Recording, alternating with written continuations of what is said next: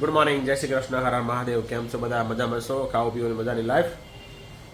ભાઈ શરદી થોડી જામી ગઈ છે, દવા પી લીધી એટલે હરખું કરીને બધું જામી ગયું છે. હવે કાલે થોડીક રાતના તકલીફ પડી હતી, ઊંઘ નથી આવી બરાબર.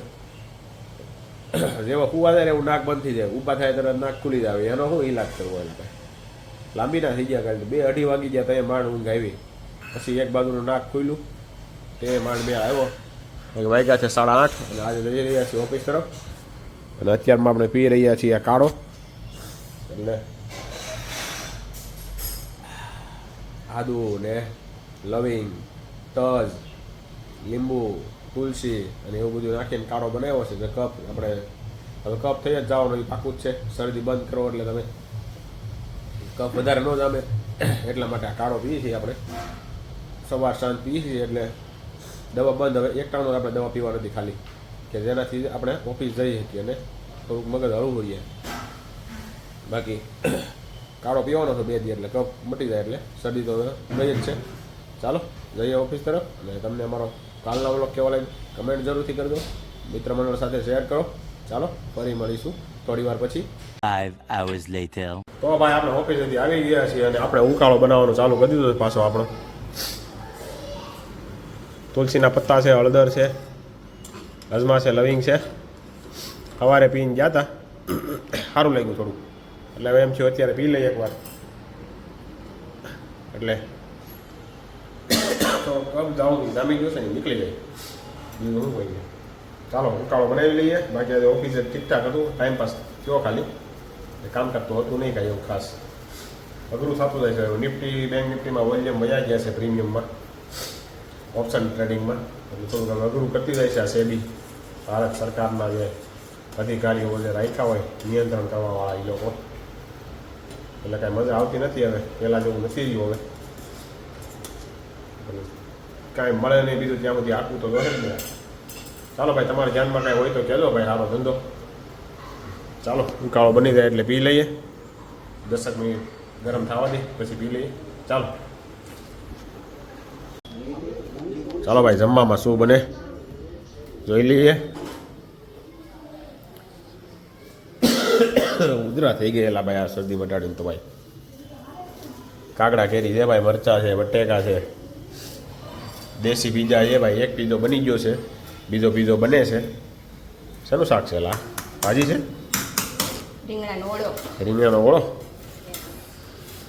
યસ ઓકે, રીંગણાનો ઓળો બનાવ્યો છે આજે મિત્રો. સાથે રોટલા, જીયાને રોટલી, ભાખરી.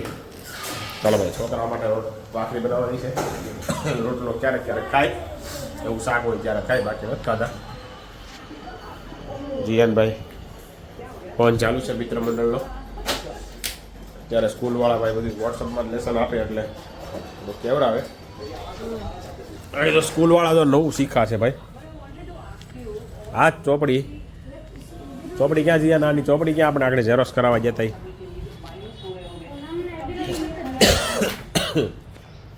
આ ચોપડી છે, એમાં સેમ આવું જ છે બધું, છતાં પણ ક્યાં ગઈ રહ્યા ચોપડી?